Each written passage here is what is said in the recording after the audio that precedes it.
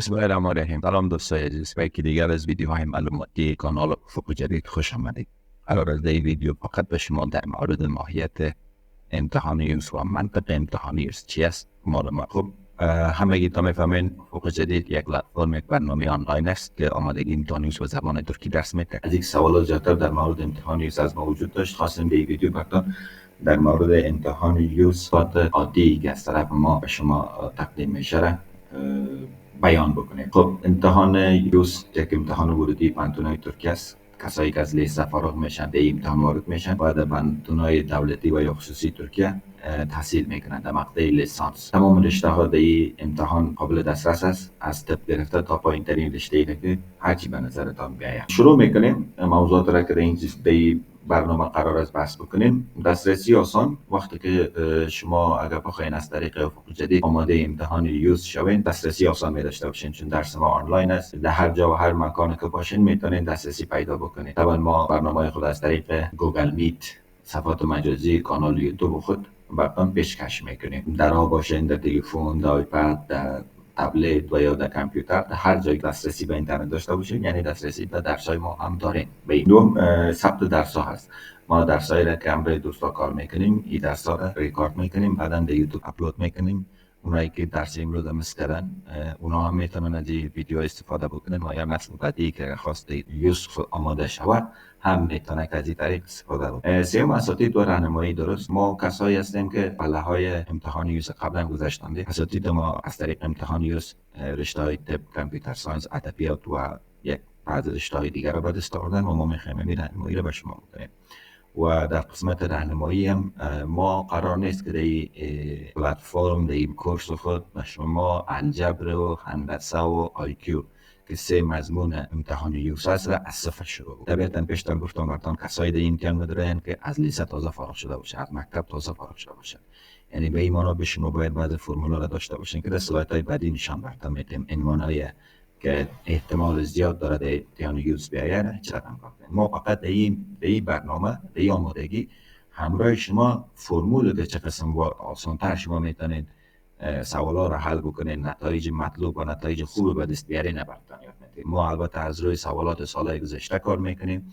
این سوالا را وزارت تحصیلات ترکیه بعد از هر امتحان در دسترس عام قرار میده، در اینترنت قرار میده و ما برای دونوزمو به شما تعریف میکنیم که چقدر درست میتونین یا دقیق سریع میتونین که سوالاتتان حل بکنید. تعقیب برنامه ها و اطلاع رسانی باور. من ترکیه یک کشور تکنولوژی است براتون بگویم میشه. حتی که هر فاکتوری که بتونه در سیستم نظام تعلیماتیش و تحصیلیش مفید قرار بگیره اپدیت میکنه، جای میکنن، بروز رسانی میکنن تا اینکه بتونه مثلا یک تعلیم و تحصیل خوبی را و مردم پیشکش بکنه.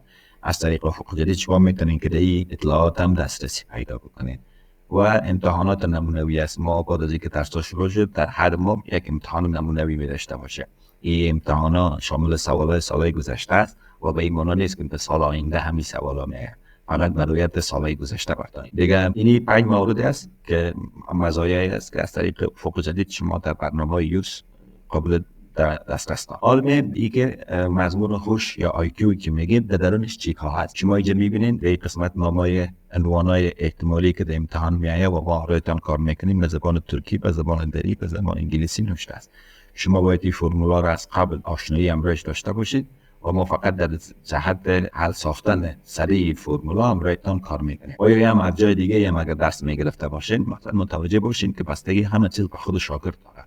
استاد هر چقدر هم که بگوید که ما کوشش میکنیم که شاگردان خود برسانیم، کاملا بستگی به خود شاگرد داره که چقدر با فرمولا و معادلات آشنایی داره. این مضمون آیکیو. مضمون الجبر یک بعدم قسمی که میبینین در این فارسی و انگلیسی وجود داره، عنواناش اینجا وجود داره. اگر شما خواستین از طریق افق جدید در این کورس آماده شوین یا از جای دیگه هم آماده شوین، متوجه باشین که این عنوانا رو رویش فشار بیارین و زیاد کار بکنین در رویش. همچنان مضمون هندسه است، عناوینش نوشته است، زاویه ها، زاویه مثلث، روابط جانبی زاویه ها، اینا عنوانای احتمال زیاد دارن که امتحان یوز براتون بیاید. و بالاخره مضمون الجبر 2 است. قسم این الجبر 2 است و قسمی که میبینین عنوانایی که در امتحان یوز قرار است برشان بیاید از اینا عبارت است و احتمال زیاد داره که اینا بیاید. در سالهای گذشته اینا زیاد آمدن.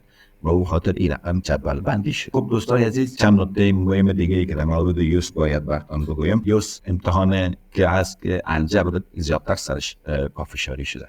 یعنی شما باید در مضامین الجبرتان و بعداً IQ و به تعقیب از او هندسه سرش فشار باید زیاد بدیم، چون جوابات مضامین الجبر نمره بیشتر داره نسبت به دیگه مضامین. در پولی از این قسمت براتون یک چند نمونه نشان میدم. این سوالایی را که میبینید این سوالای یوس است، الجبر 1 از این سوالا میاد.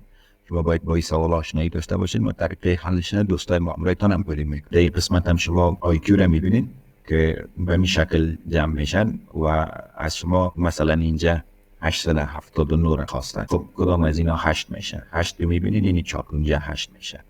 7 کدام از اینا میشه؟ و تقریبا میبینید که 7 هم ستاره در پولوش هست. پس باید از این 9 کدامش میشه بالاخره اداره. 9 همینی مثلث میشه. 879 رو بعدا شما اینجا پیدا میکنید. مضمون آیکو بسیار دلچسب است، ذهنی است، ذهن انسان رشد میده. هر چقدر که بتونین که مثلا جواب بکنین اون قدر خوش میشه. مثلا من احتمال میتونم که نمی دی جواب این سوال است. به خاطر که ببینین 8 اینجا 8 امی 4 کنجا آمده و تقریبا از 7 امی سوالی آمده و با تقریبا زمینی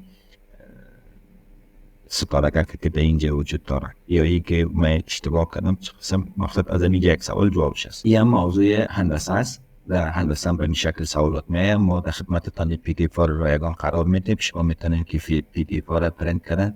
استادای ما چقدر کم بهتان کار بکنن نخوانه پیش خودتان جواب میتین بیشه. مضمون امتحان یوس از زبانهای ترکی، انگلیسی، فرانسوی، عربی، روسی و گاهی هم فارسی عبارت میباشن. اصلا فهمیدن زبان در امتحان ضرور نیست، به خاطر کدش اگر متوجه باشید فرمولا رو میبینید شما با فرمولا آشنایی داشته باشه. استادا درسایی را که براتون میتونه اگر گوش بکنین سرش کار بکنین زحمت بکشین شما با دیدن فرمول میتونید که سوالاتتان به یک شکل حل بکنید.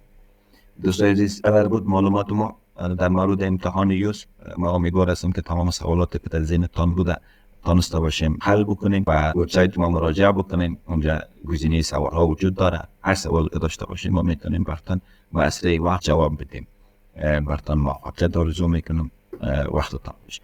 در ضمن ممنونم باید بگویم که اگر شما معلوماتای جز یوس دیگه پروسه ویزا و تحصیل در ترکیه و مزایای تحصیل در ترکیه را میخواسته باشین ببینین، لطفاً به کانال یوتیوب ما سر بزنید. ما اونجا علاوه به خاطر از چند ویدیو آماده ساخت. روزتان خوش، موفق باشید.